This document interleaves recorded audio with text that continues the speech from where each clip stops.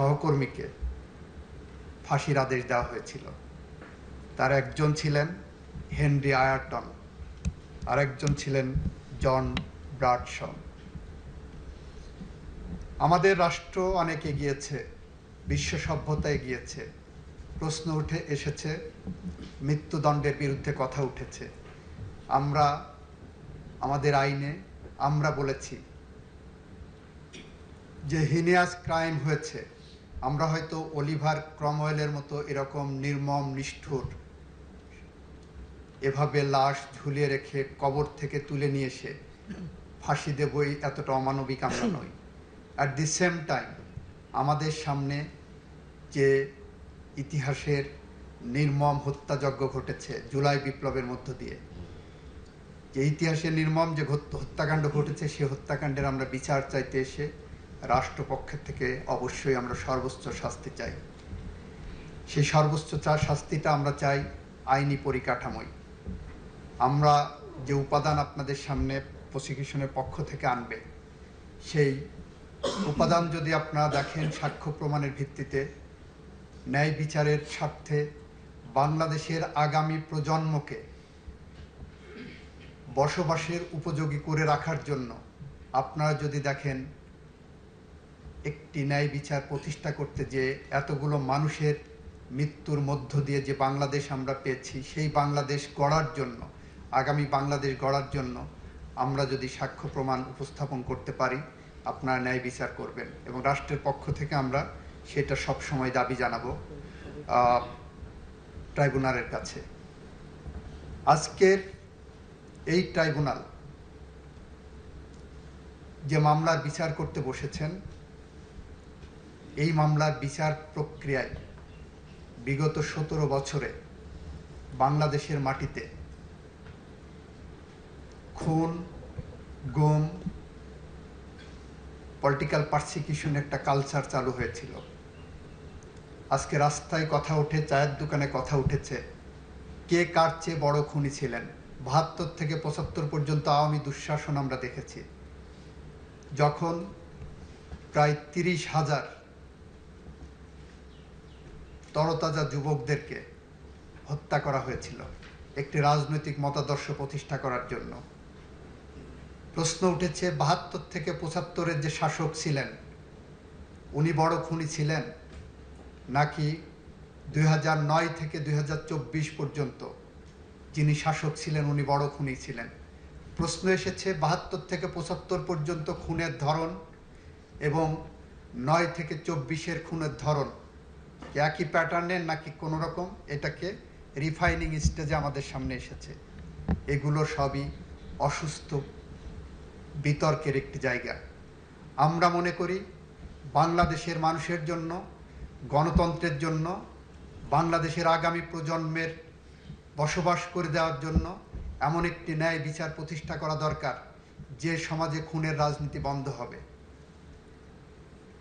গত ২৪ বছরে মুক্তিযুদ্ধের চেতনার নামে যে রাজনীতি করা হয়েছে, সেখানে বলা হয়েছে, একটা ধারণা দেওয়া হয়েছে মুক্তিযুদ্ধের চেতনা মানে খুন, মুক্তিযুদ্ধের চেতনা মানে ক্ষমতায় টিকে থাকার জন্য গুম করা, মুক্তিযুদ্ধের চেতনা মানে দিনের ভোট রাতে করা, মুক্তিযুদ্ধের চেতনা মানে চাঁদাবাজি করা, মুক্তিযুদ্ধের চেতনা মানে লুটেরাদের প্রতিষ্ঠা করা, মুক্তিযুদ্ধের চেতনা মানে বিদেশে আমার দেশের লক্ষ লক্ষ টাকা, ডলার, পাউন্ড পাচার করে বেগম পাড়ায় বাড়ি বানানো। এমন একটি সমাজ ব্যবস্থার মধ্য দিয়ে একটি বৈষম্যহীন সমাজ প্রতিষ্ঠার জন্য জুলাই বিপ্লবের সময় যে আন্দোলনের সূচনা হয়েছিল, শান্তিপূর্ণ আন্দোলন ছিল। দাবি উঠেছিল আমরা চাই এ সমাজ বৈষম্যহীন হোক, দাবি উঠেছিল এ সমাজ ন্যায় বিচার প্রতিষ্ঠা হোক, দাবি উঠেছিল এই সমাজে মানুষের অধিকার প্রতিষ্ঠা হোক, দাবি উঠেছিল এই সমাজে গণতন্ত্র প্রতিষ্ঠিত হোক।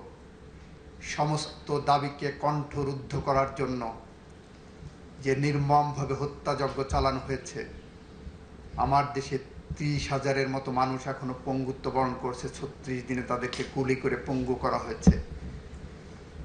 প্রায় ২,০০০-এর মতো মানুষকে হত্যা করা হয়েছে। এবং তারপরেও তাদের মধ্যে কোনো অনুশোচনা হয়নি। পৃথিবীর ইতিহাসে আমরা দেখেছি অনেক স্বৈরাচার পালিয়ে গেছে। আমরা বাংলাদেশে দেখেছি স্বৈরাচার পালিয়েই শুধু যাননি, তার ৩০০ মেম্বার অফ পার্লামেন্ট পালিয়েছেন, তার ক্যাবিনেট পালিয়েছেন, তার শপথবদ্ধ রাজনীতিবিদরা পালিয়েছেন। পৃথিবীর ইতিহাসে এরকম স্বৈরাচারের জন্ম হয়নি।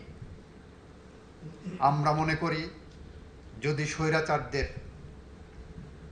কোনো সমিতি করা হয়, তাহলে আজকে যে স্বৈরাচারের বিচারের মুখোমুখি এই রাষ্ট্র করেছে, যে খুনির বিচারের মুখোমুখি করেছে, সে সেই সমিতির সভাপতি হতে পারে।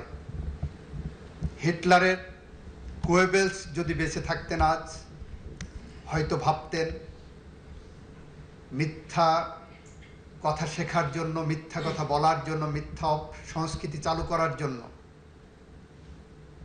পিএইচডি করার প্রয়োজন।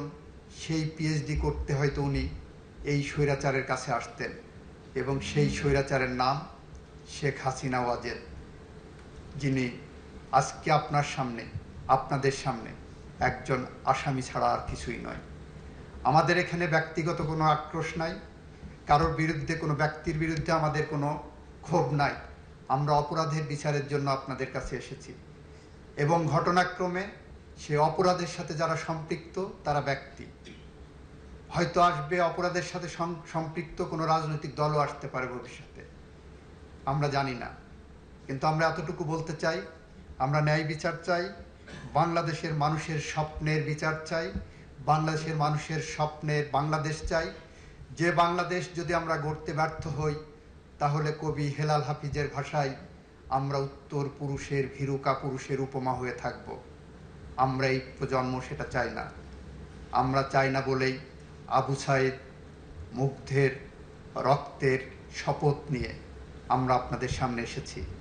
আমরা বলতে এসেছি, আবু সাইদরা যে রক্ত দিয়ে গেছে, যে বাংলাদেশ গড়ার প্রত্যয় দিয়ে গেছে, যে মশাল আমাদের হাতে দিয়ে গেছে, আমরা আমাদের জীবনের শেষ রক্তবিন্দু দিয়ে হলেও সেই মশালকে প্রজ্বলন রাখব। ন্যায় বিচার প্রতিষ্ঠার পথ সুগম করব। সেই প্রতিষ্ঠায়, ন্যায় বিচারে, আইনি কাঠামোয় আমরা সর্বোচ্চ শাস্তি চাইব। সেই শাস্তির প্রক্রিয়ায় আমরা হয়তো অলিভার ক্রমওয়েলের মতো ওরকম নির্মম নিষ্ঠুরভাবে ফাঁসি দেওয়ার পরেও ২০ বছর শহরের মাঝখানে কোনো অপরাধীর মস্তিষ্ক রাখার ওই নির্মমতায় যেতে চাই না। আমরা আইনি প্রক্রিয়ার মধ্য দিয়েই এই বিচার শেষ করতে চাই।